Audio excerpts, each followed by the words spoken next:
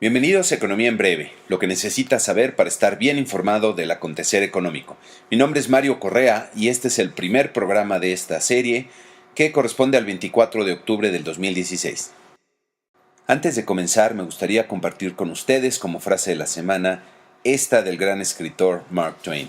No puedes depender de tus ojos cuando tu imaginación está fuera de foco.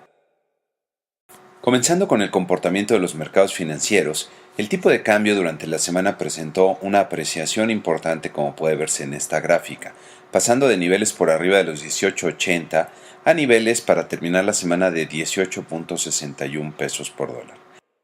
El comportamiento del índice de precios y cotizaciones de la Bolsa Mexicana de Valores fue positivo durante la semana, terminando con una ganancia de 1.50%.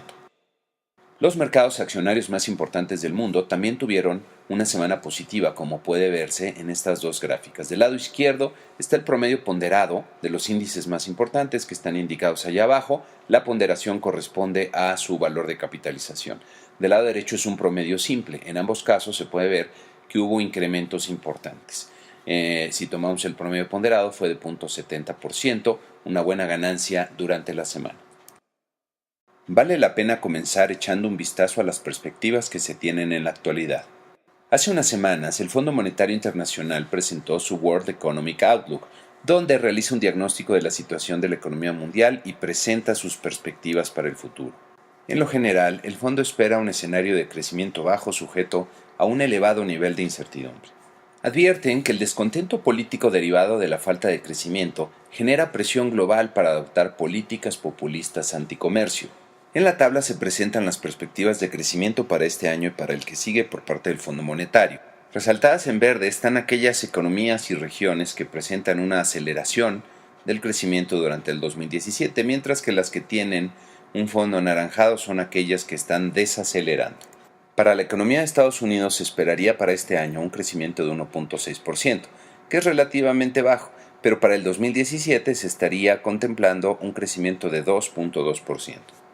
Llama la atención la perspectiva de crecimiento que tiene el Fondo Monetario para el Reino Unido, este año de 1.8% y para el año que viene de 1.1%. Sin embargo, esto muy probablemente no considera los efectos que vendrán después de la salida de Gran Bretaña de la Unión Europea. Esta cifra de 1.1% parece alta, dada la posibilidad de que los efectos que tenga el Brexit sean sustanciales. Para la economía de México, el Fondo Monetario estaría anticipando para este año un crecimiento de 2.1% y para el año que viene de 2.3%, ya muy en línea con lo que en general se percibe en las expectativas del mercado en México. Llama la atención la recomendación que hace el Fondo Monetario a México para adoptar o implementar algún esquema de consejo fiscal. Más allá de la conveniencia técnica o inconveniencia política de esta propuesta, podría interpretarse como una señal de preocupación ante la tendencia creciente de la deuda pública en México, que por cierto comentaremos más adelante. El Fondo Monetario ha expresado que el espacio fiscal para México ya se agotó y que ahora debe consolidarse la posición fiscal para asegurar la estabilidad de la economía. Vamos a hablar ahora de factores del orden internacional, y hay que comenzar por uno de los que son más relevantes para la determinación del entorno económico, y es la política monetaria de la Reserva Federal de los Estados Unidos. En esta gráfica puede verse cómo ha sido la evolución de las tasas de interés en Estados Unidos. Las barritas representan la tasa de interés de los fondos federales, que es la tasa de referencia que determina la Reserva Federal. A partir del 2009, esta tasa llegó a un rango de 0, y a partir de diciembre del 2015 esta tasa subió por primera vez después de varios años y actualmente se encuentra en un rango entre 0.25 y 0.50%. Como la tasa de interés de los Estados Unidos, la política monetaria del Fed, afecta a los mercados financieros alrededor del mundo, literalmente todos en los mercados están a la expectativa de qué es lo que va a hacer la Reserva Federal con su política monetaria. Hace un par de semanas se publicaron las minutas de la última reunión del Comité de Operaciones de Mercado Abierto, donde se determina la política monetaria. En las minutas puede verse una discusión bastante intensa. De hecho, ya en esta ocasión hubo 3 gobernadores que votaban a favor de incrementar la tasa de interés. Sin embargo, la mayoría todavía se inclinó por mantener las tasas de interés sin cambio. No obstante, la mayoría piensa que el caso para incrementar las tasas de interés se ha venido fortaleciendo en los últimos meses. Esto quiere decir que la Reserva Federal estaría más bien contemplando la posibilidad de subir sus tasas de interés en el futuro cercano. Estaríamos pensando que esto podría ocurrir hacia el mes de diciembre. Pasando a los datos de la semana, en Estados Unidos se dieron a conocer los resultados de la producción industrial del mes de septiembre. A la derecha pueden ver un pequeño cuadrito con estos resultados.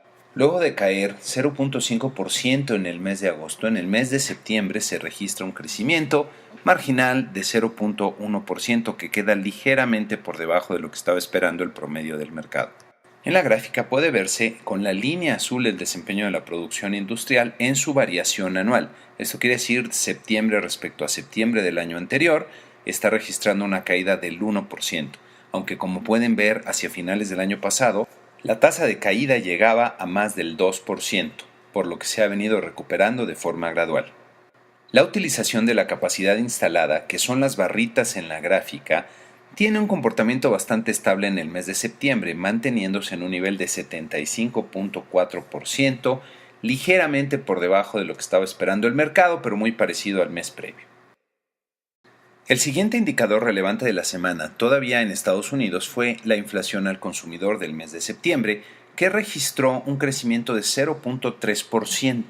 Esto queda en línea con lo que se estaba esperando en el mercado y tiene un ligero incremento respecto al observado en el mes de agosto, cuando fue 0.2%. A tasa anual, la inflación llega a un nivel de 1.5%. En la gráfica se puede ver el desempeño de la inflación en los últimos años. Las barritas corresponderían a la inflación general al consumidor y al 1.5% que acabamos de comentar. Como la inflación incluye muchos componentes que pueden ser altamente volátiles, para tener una mejor idea de cuál es la tendencia que está mostrando la inflación, se excluyen algunos de estos componentes de la muestra del índice general. Y esto es lo que podemos ver en las dos líneas azules que se ven en esta gráfica. La línea azul claro sería el componente de los precios sin considerar energía y alimentos. Y como puede verse en el siguiente cuadrito, la inflación sin energía de alimentos, la llamada inflación core o núcleo de la inflación, llegó a una tasa anual de 2.2%. Hay que recordar que la meta que persigue la Reserva Federal es una inflación medida a través del núcleo de la inflación, pero sobre todo el componente del gasto personal en consumo, que es un indicador un poquito diferente, persigue una inflación del 2%. Lo que nos dicen estas gráficas es que la inflación poco a poco viene regresando a los niveles que son consistentes con el mandato que tiene la Reserva Federal. Uno de los elementos más relevantes para la formación de expectativas en México y en todo el mundo es justamente el proceso electoral en Estados Unidos, y la semana pasada se dio el tercer y último debate entre los dos candidatos a la presidencia, la señora Clinton y el señor Trump. En esta lámina puede verse cómo ha ido evolucionando la intención de voto para ambos candidatos y cuál es la lectura más reciente, en donde ya se percibe una diferencia bastante importante a favor de la señora Clinton. En esta otra gráfica se presenta cuál sería el resultado electoral estado por estado si se toman en cuenta las encuestas más recientes y aquellas que marcan una diferencia significativa para alguno de los candidatos. Se necesitan 270 votos para ganar, y de acuerdo a esta información de la semana pasada, la señora Clinton podría tener 262 votos electorales, el señor Trump solo 164, quedando 112 votos por definirse en las próximas semanas. Luego de lo ocurrido en el último debate, que al parecer ha sido desastroso para el candidato Trump, la probabilidad con la que se percibe podría ganar la presidencia de la República es de solo un 5%.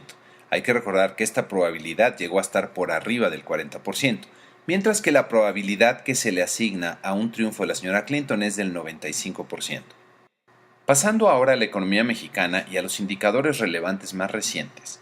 En el mes de agosto se registró un crecimiento de 0.3% real anual en la producción industrial. Esta es una tasa de crecimiento bastante baja, y en la gráfica puede verse cómo ha venido evolucionando en los últimos años la producción industrial, observándose inclusive varias caídas, promediando niveles de crecimiento muy bajos, menores al 1%. Cabe notar que buena parte de esta debilidad ha estado muy concentrada en algunos sectores, como se puede ver en el cuadro de la derecha, que refiere a una caída muy fuerte en la minería de 8.1% real anual y también una caída en la construcción de 0.6% real anual. Los otros dos componentes de la industria, que son manufacturas y la generación de electricidad, gas y agua, presentaron tasas de crecimiento un poco más elevadas. La minería está siendo afectada fundamentalmente por la reducción en la producción petrolera, mientras que la construcción se está viendo afectada por su componente de obra pesada, obras de ingeniería civil, que está muy relacionado con el gasto público de capital y de inversión, que se ha visto seriamente afectado a lo largo del año. Si excluimos estos dos componentes de petróleo y obra pesada, en la línea azul puede verse cuál es el comportamiento del resto de la industria, que en el mes de agosto creció a una tasa del 3%, que ya no es una tasa tan baja.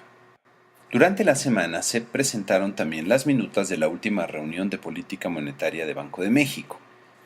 En estas minutas se presenta la lectura que están teniendo los miembros de la Junta de Banco de México para la toma de sus decisiones y constituyen un elemento importante en la formación de las expectativas. En su decisión más reciente, el 29 de septiembre, Banco de México incrementó en 50 puntos base su tasa de interés de referencia. La gráfica muestra en la línea azul cuál ha sido el desempeño de esta tasa de interés de referencia, que en esta última decisión llegó a un nivel de 4.75%. En esta siguiente gráfica puede verse el desempeño reciente que ha tenido la inflación medida de forma anual, esto es septiembre respecto a septiembre del año anterior. Las barritas es el índice general, el índice nacional de precios al consumidor, que ya está alcanzando una tasa muy cercana al 3%, que corresponde justo a la meta de Banco de México. Pero vean la línea roja en esta gráfica. Este es el componente subyacente de mercancías, que es mucho más sensible a las variaciones que ha tenido el tipo de cambio y que viene de niveles inclusive por debajo del 2,5% y ya está alcanzando niveles del 4% anual.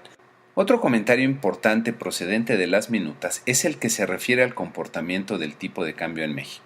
En la gráfica presentada aquí, puede verse cómo el peso mexicano ha continuado depreciándose, es decir, subiendo en esta gráfica, mientras que otras monedas de países similares o que son socios comerciales, como puede ser Canadá, Chile y Perú, se ha mantenido mucho más estable.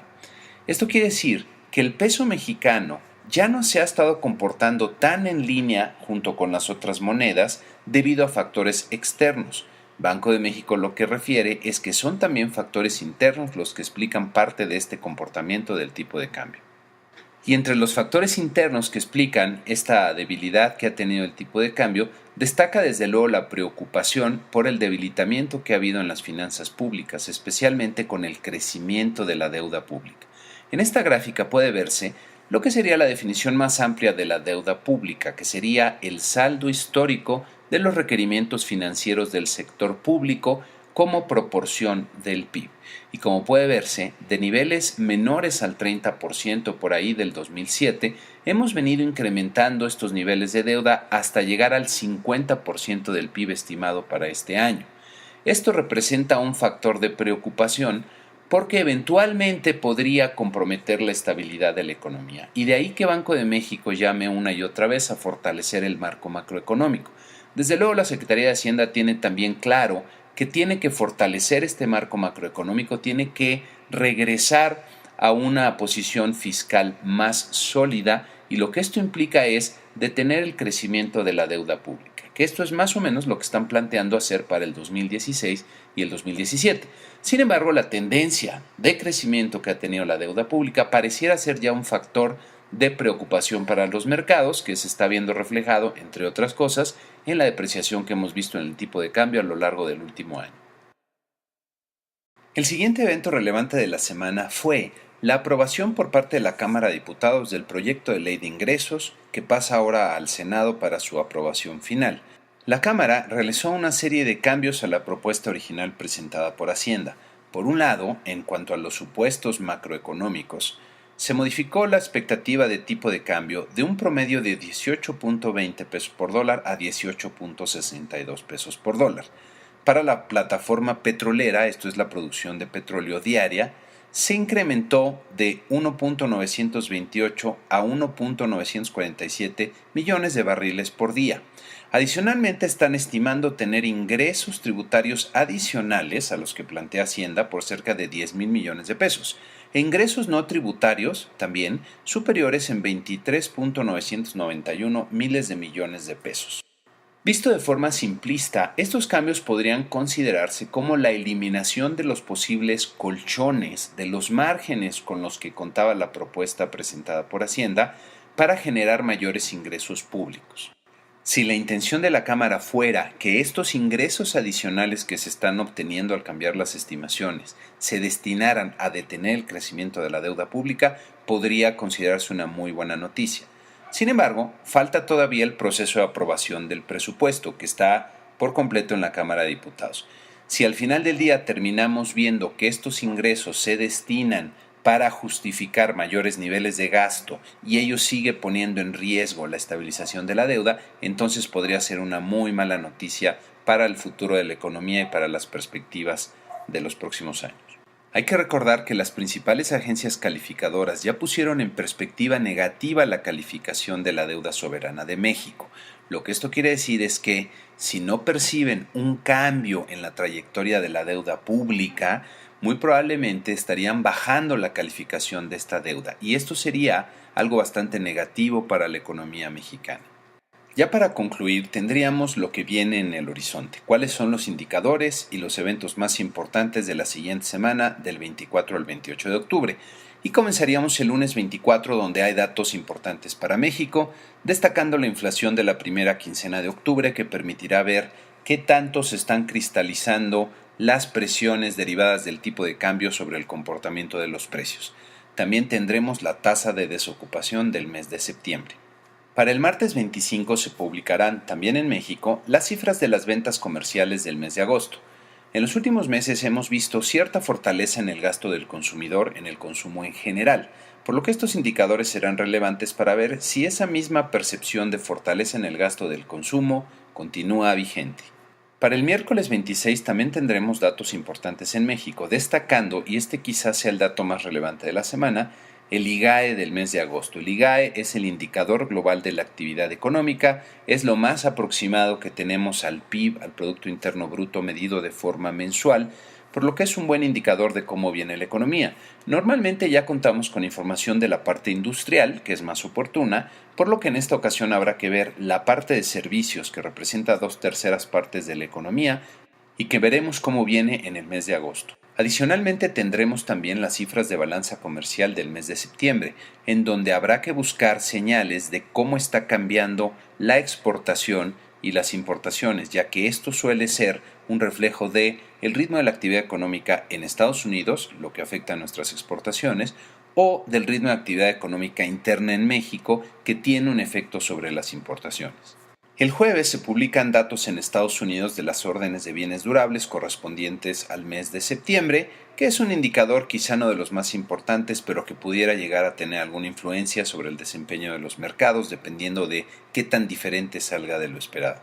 Para finalizar la semana, el viernes tendremos los datos del crecimiento del PIB en Estados Unidos del tercer trimestre. Este es el primer avance que se da de las cifras, posteriormente vendrán un par de revisiones a este resultado, que es indudablemente uno de los más relevantes para los mercados y para la reconformación de las expectativas. Hay que recordar que muchos de los cambios en los mercados se dan cuando viene alguna sorpresa significativa en el resultado del crecimiento del PIB.